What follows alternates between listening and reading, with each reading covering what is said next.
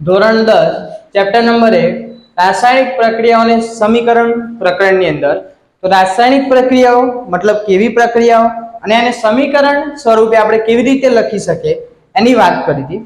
તો આજે આપણે આગળ જોઈએ કે જ્યારે તમે કોઈ પણ રાસાયણિક પ્રક્રિયા લખો, ધારો કે આપણે જોઈએ કે Zn+H2SO4 मतलब जिंकनी सल्फ्यूरिक एसिड साथे આપણે પ્રક્રિયા કરીએ તો શું બનશે? તો ZnSO4 H2, તો એનો મતલબ ઝિંક સલ્ફેટ બન્યું અને હાઇડ્રોજન છૂટો પડ્યો। તો અહીંયા Zn કેટલા? 1, તો અહીંયા પણ કેટલા? 1 જ। તો અહીંયા ધારો કે ઝિંકના પરમાણુની સંખ્યા 1, H2 ના પરમાણુની સંખ્યા 2 અને સલ્ફરની સંખ્યા 1, ઓક્સિજનની સંખ્યા કેટલી? 4। જ્યારે અહીંયા ઝિંકના પરમાણુની સંખ્યા 1, સલ્ફરની પણ 1 અને ઓક્સિજનની કેટલી? 4 અને હાઇડ્રોજન કેટલા? 2। તો અહીંયા તમે જુઓ દરેકે બંને સાઈડ, આ સાઈડને આપણે શું કીધું હતું? પ્રક્રિયકો, આ સાઈડને શું કીધું? નિપજો। તો બંને બાજુ પરમાણુની સંખ્યા કેવી છે? સમાન। તો આ પ્રક્રિયા પહેલાની વાત છે, આ પ્રક્રિયા પછી મળતી નિપજ છે। તો બંને બાજુ પરમાણુની સંખ્યા કેવી છે? સમાન। તો જ્યારે તમે કોઈ પણ રાસાયણિક પ્રક્રિયા કરો તો પ્રક્રિયકો અને નિપજોની સંખ્યા કેવી હોવી જોઈએ? સમાન હોવી જોઈએ। પણ ધારો કે આપણે બીજી પ્રક્રિયા કરીએ તો કે Fe + H2O, તો શું થાય? તો Fe3O4 + H2। તો અહીંયા જુઓ ઓક્સિજન કેટલા છે? 1 છે, અહીંયા કેટલા છે? 4 છે। અહીંયા Fe કેટલા છે? 3 છે, અહીંયા કેટલા છે? 1 જ છે। તો એનો અર્થ શું થયો કે આ પ્રક્રિયાની અંદર પ્રક્રિયકો અને નિપજો બંનેમાં પરમાણુની સંખ્યા કેવી હતી? સમાન, બરાબર। જ્યારે અહીંયા પ્રક્રિયકો અને નિપજોની પરમાણુની સંખ્યા સમાન છે નહીં। તો જે પ્રક્રિયામાં સાંભળજો, જે પ્રક્રિયામાં પ્રક્રિયકો અને નિપજોના પરમાણુની સંખ્યા કેવી હોય? સમાન। કેવી હોય? સમાન। તેવી પ્રક્રિયાને અથવા તેવા સમીકરણને સમતોલિત સમીકરણ કહે છે। અને અહીંયા જુઓ પ્રક્રિયકો અને નિપજો બંનેમાં પરમાણુની સંખ્યા કેવી છે? અલગ અલગ, મતલબ જુદી જુદી હોય તો આ પ્રક્રિયાનું સમીકરણ સમતોલિત સમીકરણ નથી। તો લખીએ આપણે વ્યાખ્યા।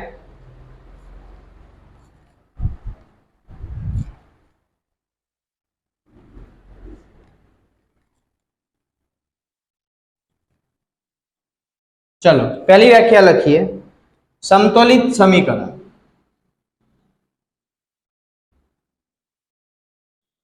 समतोलित समीकरण कोने कहीशुं? समतोलित समीकरण तो जे समीकरण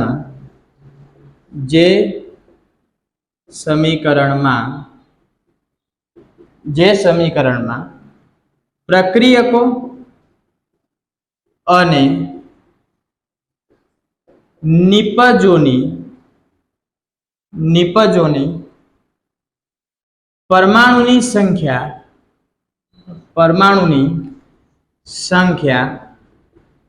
કેવી હોય? સમાન હોય અથવા પ્રક્રિયકો અને નિપજોની પરમાણુની સંખ્યા બદલાતી ન હોય। મતલબ પ્રક્રિયા પહેલા અને પ્રક્રિયા પછી પ્રક્રિયકો અને નિપજો બંનેના પરમાણુની સંખ્યા કેવી હોય? સમાન હોય। તો બદલાતી ન હોય તેવા સમીકરણને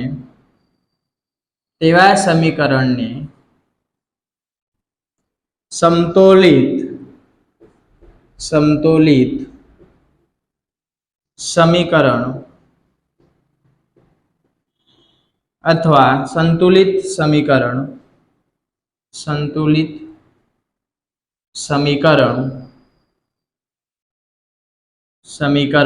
કહે છે. ચલો એનું ઉદાહરણ લખીએ આપણે. તો આપણે ઝિંકની કોની સાથે પ્રક્રિયા કરી હતી? સલ્ફ્યુરિક એસિડ સાથે.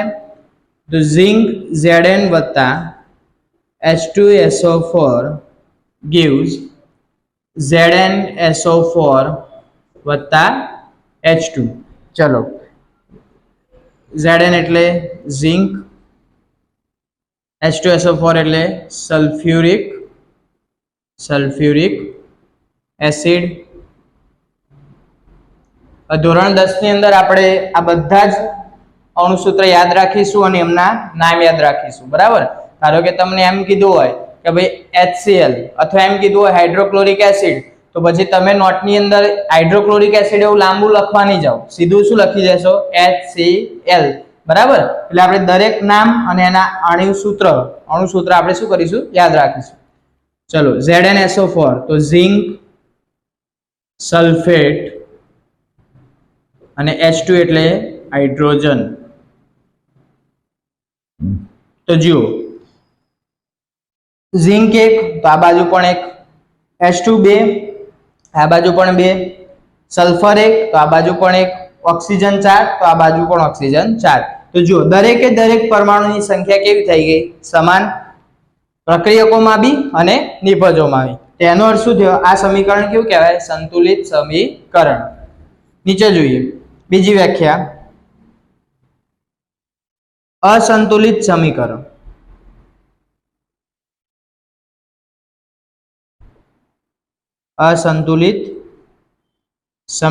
ચલો હવે અસંતુલિત સમીકરણની વાત કરીએ.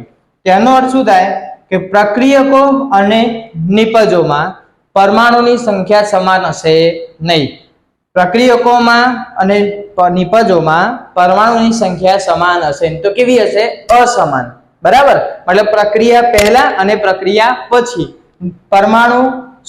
નિપજોની પરમાણુની સંખ્યામાં શું થતો હશે? ફેરફાર. ત્યાં લખીએ જે સમીકરણમાં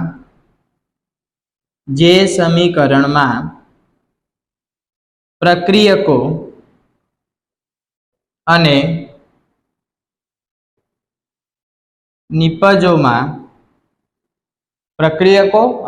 નિપજોમાં પરમાણુની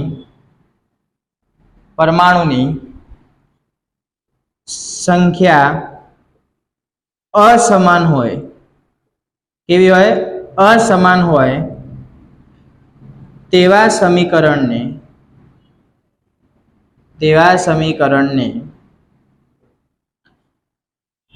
અસંતુલિત સમીકરણ કહે છે. ખ્યાલ આવી ગયો? ચલો તો અસંતુલિત સમીકરણનું ઉદાહરણ લખીએ. એક્ઝામ્પલ તો Fe વત્તા H2O gives Fe3O4 વત્તા H2. તો જુઓ અહીંયા Fe 1 છે, આ બાજુ Fe કેટલા છે? 3 છે. આ બાજુ ઓક્સિજન 1 છે તો આ બાજુ કેટલા છે? 4 છે. તેનો અર્થ શું થયો કે પ્રક્રિયકો અને નિપજો બંનેના પરમાણુની સંખ્યા કેવી છે? અલગ અલગ અથવા અસમાન. તેનો મતલબ આ સમીકરણ કયું કહેવાય? અસંતુલિત સમીકરણ. આગળ જોઈએ.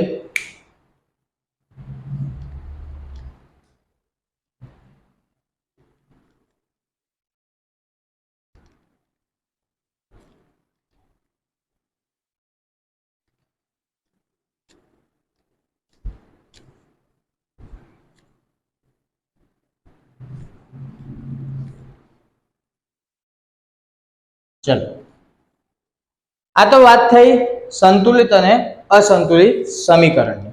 બરાબર? હવે તમે જ્યારે કોઈ અસંતુલિત સમીકરણ હોય, ધારો કે આપણે જોઈએ હમણાં લખ્યું એ પ્રમાણે તો કે Fe વત્તા H2O gives Fe3O4 વત્તા H2. તો આ સમીકરણને આપણે કેવું કીધું હતું? અસંતુલિત સમીકરણ કીધું હતું, બરાબર? તો જ્યારે અસંતુલિત સમીકરણ હોય તો એને આપણે કેવું કરવું પડે? સંતુલિત. કેમ કે ધારો કે માની લો કે આપણે એક પાત્ર લઈએ, એની અંદર આપણે પાણી ભર્યું, આ પાત્રની અંદર આપણે પાણી ભર્યું 1 લીટર, બરાબર?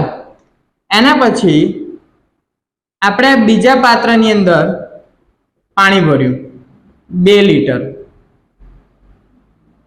કેટલું ભર્યું? 2 લીટર, બરાબર? અને આ બંને પાત્રનું પાણી આપણે કોઈ એક જ પાત્રમાં ભેગું કરીએ. તો ધારો કે આપણે અહીંયા એક મોટું પાત્ર લઈએ અને એની અંદર આપણે આ બંને પાત્રનું પાણી શું કર્યું? ભેગું કર્યું. તો આ પાત્રની અંદર કેટલું હતું? 1 લીટર. આ પાત્રની અંદર કેટલું હતું? 2 લીટર. તો અહીંયા પાણી એક જ પાત્રમાં તમે બંનેનું ભેગું કરશો તો કેટલું થશે? ટોટલ 3 લીટર થશે, બરાબર? તો અહીંયા 1 લીટર હતું, અહીંયા આ પાત્રમાં 2 લીટર હતું, તો એ બંને ભેગું કર્યું તો 3 લીટર થયું. તો અહીંયા કુલ કેટલું થાય? 3 લીટર જ થાય. તો એનો મતલબ શું થયો? કે પ્રક્રિયા પહેલા અને પ્રક્રિયા પછી, પ્રક્રિયા પહેલા અને પ્રક્રિયા પછી પરમાણુઓનું દળ બદલાતું નથી, બરાબર? અહીંયા તમે આપણે પાણીનું ઉદાહરણ લીધું એટલે લીટરમાં વાત કરી, બરાબર? પણ ધારો કે સપોઝ લાઈક માની લો કે તમારા મમ્મી ઘરે જમવાનું બનાવતા હોય, બરાબર?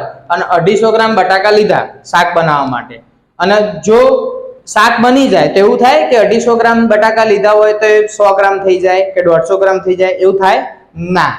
કેમ કે બટાકા લીધા તો 250 ગ્રામ લીધા તો એના કટ કરી દીધા તો બી એનું વજન તો કેટલું રહેશે? 250 ગ્રામ જ રહેશે.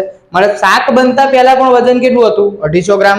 શાક બન્યા પછી પણ વજન કેટલું રહ્યું? 250 ગ્રામ. તો એનો અર્થ શું થયો? કે કોઈ પણ રાસાયણિક પ્રક્રિયામાં ક્યારે પણ દળ નવું બનતું નથી કે દળનો વિનાશ થતો નથી. બીજું આપણે રાસાયણિક પ્રક્રિયા દ્વારા સમજીએ, જેમ કે આપણે કાર્બન ડાયોક્સાઇડની વાત કરીએ. ચલો, કાર્બન ડાયોક્સાઇડ. તો કાર્બન ડાયોક્સાઇડની જો વાત કરતા હોય તેની પ્રક્રિયા શું થાય? તો કાર્બન વત્તા O2 મતલબ ઓક્સિજન ગીવ શું થાય? CO2. તો તમે વિચારો કે કાર્બનનું આણ્વીય દળ કેટલું? તો પરમાણુ ક્રમાંક 12 અને આણ્વીય દળ પરમાણુ ક્રમાંક 6 અને આણ્વીય દળ 12. ઓક્સિજનના એક પરમાણુનું આણ્વીય દળ કેટલું? 16. અહીંયા કેટલા બે પરમાણુ છે? 2. તો કેટલું થશે? 32. તો અહીંયા કુલ આણ્વીય દળ કેટલું થયું? 32 વત્તા 12 તો કે 44 ગ્રામ. કેટલું થયું? 44 ગ્રામ. તો હવે અહીંયા વિચારો તમે નિપજની અંદર આ કોની વાત કરી આપણે? પ્રક્રિયકોની. હવે નિપજનું વિચારો તો કાર્બનનું તો કેટલું રહેશે? 12 અને આનું કેટલું રહેશે? 32. તો આનું પણ કેટલું થાય? તો 12 વત્તા 32 કેટલા થયા? 44 ગ્રામ થયા. તો અહીંયા શું થયું કે કાર્બનનું આણ્વીય દળ કેટલું હતું? 12 ગ્રામ. ઓક્સિજનના એક પરમાણુનું 16 તો બે પરમાણુનું કેટલું? 32 ગ્રામ. તો કુલ આણ્વીય દળ કેટલું થયું? 44 ગ્રામ થયું. તો અહીંયા કેટલું થયું? CO2 નું પણ 44 ગ્રામ. તો એનો અર્થ શું થયો કે પ્રક્રિયા પહેલા કે પ્રક્રિયા પછી મતલબ પ્રક્રિયકો અને નિપજોમાં આણ્વીય દળ અથવા કુલ દળ બદલાતું નથી. પણ એ ક્યારે શક્ય હોય? કે જ્યારે પ્રક્રિયા પહેલા અને પ્રક્રિયા પછી પરમાણુની સંખ્યા પણ કેવી રહેવી જોઈએ? સમાન. ધારો કે તમે વિચારો કે અહીંયા એકની જગ્યાએ ધારો કે 2 કાર્બન હોત તો અહીંયા 12 ની જગ્યાએ કેટલા થઈ જાત? 24 થઈ જાય, બરાબર? પણ અહીંયા એક જ કાર્બન હોય તો અહીંયા કેટલું રહેશે? 12 જ રહેશે. તો એનો અર્થ શું થયો કે પ્રક્રિયા પહેલા અને પ્રક્રિયા પછી પરમાણુની સંખ્યા કેવી હોય? સમાન. ત્યારે જ દળ કેવું રહેશે? સમાન. તો તમે આપણે આગળ વાત કરી કે આ સમીકરણ છે તો એમાં Fe કેટલા છે? 1. નિપજોમાં કેટલા છે? 3. તો બંને બાજુ Fe ની સંખ્યા કેવી? અલગ અલગ. તો અહીંયા બંને બાજુ દળ પણ કેવું હશે? અલગ અલગ. પણ આપણે આગળ જોયું કે ભાઈ દળ સંરક્ષણના નિયમ અનુસાર પ્રક્રિયા પહેલા કે પ્રક્રિયા પછી દળનો વિનાશ કે સર્જન થતું નથી. તો એવું ક્યારે પોસિબલ થાય કે જ્યારે પ્રક્રિયકો અને નિપજોમાં બંનેની તરફ પરમાણુની સંખ્યા કેવી હોવી જોઈએ? સમાન. જો પરમાણુની સંખ્યા સમાન ન હોય તો બંને બાજુ દળ પણ સમાન રહેશે નહીં. તો દળના સંરક્ષણના નિયમ અનુસાર જો દળનો સર્જન કે વિનાશ ના થતો હોય તો આપણે દરેક અસંતુલિત રાસાયણિક સમીકરણને સંતુલિત કરવું પડે. બરાબર? તો નિયમ લખીએ.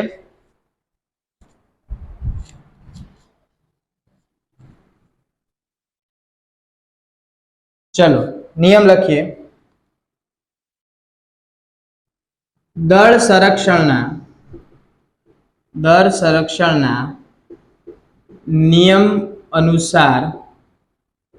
નિયમ અનુસાર કોઈ પણ રાસાયણિક પ્રક્રિયા પહેલા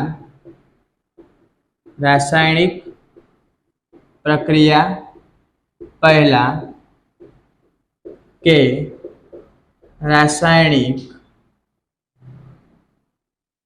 પ્રક્રિયા પછી દળનું સર્જન કે દળનો વિનાશ થતો નથી. તો એ ક્યારે જ શક્ય બને કે જ્યારે પ્રક્રિયકો અને નિપજોમાં પરમાણુની સંખ્યા કેવી હોય? સમાન. તો અસંતુલિત સમીકરણને કેવી રીતે સંતુલિત કરવું એ તબક્કા વાઇઝ આપણે આવતા વિડિયો લેક્ચરમાં જોઈશું. Thank you.